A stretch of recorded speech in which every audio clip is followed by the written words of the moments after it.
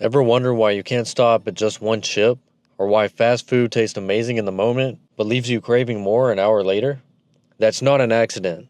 Junk food is scientifically engineered to be addictive, down to the crunch, the salt on your tongue, even the sound in your ears when you bite.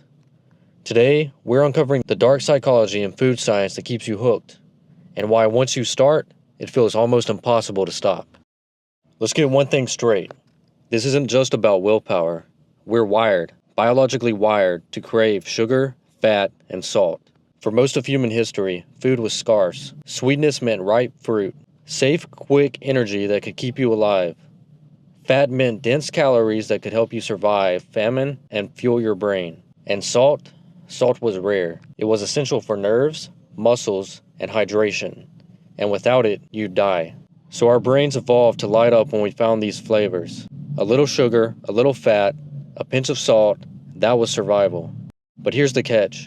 Back then, those things were rare and came packaged naturally. Fruits had sugar, but also had fiber and water that slowed absorption. Fat came in whole foods like nuts or fish, balanced with nutrients. Salt was scarce, used in tiny amounts. Today, food companies have hacked that survival wiring. Instead of an apple, you get refined sugar stripped of fiber, hitting your brain harder and faster. Instead of natural fats, you get fried oils that overwhelm your system. Instead of trace salt, you get mountains of it hidden in bread, sauces, and snacks. It's not just the taste, it's the concentration. These processed foods deliver levels our ancestors never encountered. Your brain can't tell the difference. So when you open that bag of chips, your wiring screams, "Eat more.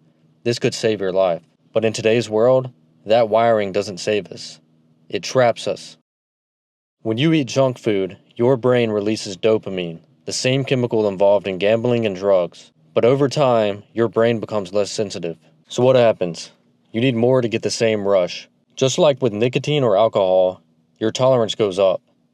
That's why one cookie turns into the whole sleeve. And it doesn't just stop there. Junk food hijacks your gut-brain connection too. Studies show your gut bacteria can shift based on what you eat, reinforcing the cravings. And it doesn't stop there. Every detail is engineered to keep you eating. Take puffy snacks like cheese curls. They're made to dissolve quickly in your mouth, a trick called vanishing caloric density. Your brain thinks the calories disappeared, so you just keep eating. That famous crunch? Not random. Louder, crisper sounds make the food taste fresher and more rewarding. Then there's variety. Ever wonder why snack packs mix flavors and colors? That sensory-specific satiety. Your brain gets bored of one flavor, but variety resets your appetite, keeping you eating. Sugar sneaks into everything. Ketchup, sandwich bread, salad dressing, each spoonful designed to hook you without you realizing. None of this is an accident. It's deliberate design. Here's the dark part. Food companies hire scientists, food technologists, to perfect this. They run hundreds of tests, measuring crunch decibels, melt rates, flavor intensity, until they find the recipe that makes you eat the most. And it works. The global snack food industry is worth over $500 billion. And much of that profit comes from people like us, going back for just one more. The problem? Your body doesn't stand a chance.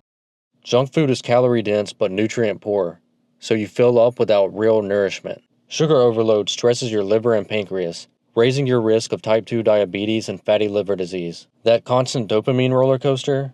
It rewires your taste preferences, making real food taste dull. It's not just about weight. It's about your brain being trained to need junk just to feel normal. So what do? The good news? Your brain can reset. Studies show that even a few weeks of cutting back on ultra-processed foods makes natural foods taste better again.